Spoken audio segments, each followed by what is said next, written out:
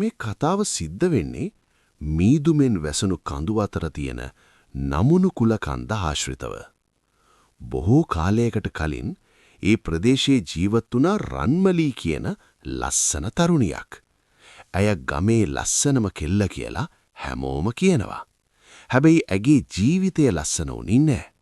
ඇය හරීම දුප්පත්. එක දවසක ඇය ගමේ ප්‍රධාන වලව්වක සිටි තරුණයෙක්ව හමු වුණා. ඔවුන් දෙන්න අතර ආදරයක් උපන්නා. නමුත් ගමේ සම්ප්‍රදාය ඒකට ඉඩ දුන්නේ නැහැ. වලව්වක පුතෙක් දුප්පත් කෙල්ලක්. දෙපාර්ශවයේම ගෙවල් මේ ආදරයට විරුද්ධ වුණා. අවසානයේ ඔවුන් තීරණය කළා අපි ගම අතහැරලා යමු කියලා. ඔවුන් ගමෙන් පැනලා නමුණු කුල කන්ද ඇතුළට ගිහින් කුඩා ගල්ලෙනක් තුල ජීවත් වෙන්න පටන් ගත්තා. දුප්පත් වුණත් ඔවුන් සතුටින් ජීවත් වුණා.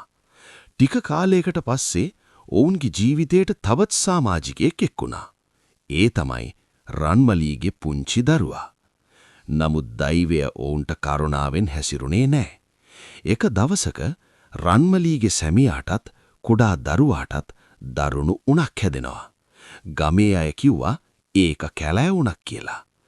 බෙහෙත් හොයන්න වෙන මගක් නැති නිසා රන්මලී කැලෑ ඇතුළට ගියා. ඇය ආපහු ලෙනට එද්දී සිද්ධ වෙලා තිබුණේ හිතා ගන්නවත් බැරි විනාශයක්. ලෙන තුලට ගෝනුන් රැලක් ඇවිත් තිබුණා.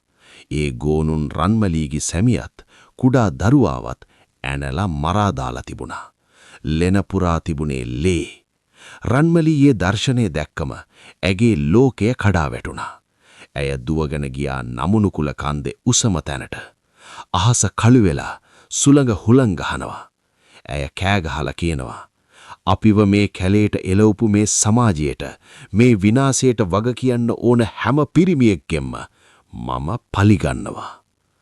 ඒ වචන කියලා රන්මලී කන්දෙන් පැනලා ඇගේ ජීවිතය අවසන් කරනවා. ජනප්‍රවාදවලට අනුව ඒ දුකෙන්, ඒ ශාපයෙන්, ඒ අසාධාරණ මරණයෙන් උපන් ආත්මය තමයි මෝහිනී. කියනවා අදටත් නමුණු කුල කන්ද ආශ්‍රිතව රැට තනියම ගමන් කරන පිරිමින්ට පාර අසල ලස්සන කාන්තාවක් පේනවා කියලා. නමුත් ඇය ලං වෙද්දී ඒ කාන්තාව මිනිස්සෙක් නෙවෙයි. ඒ රන්මලීගේ ශාපයෙන් උපන් මෝහිනී.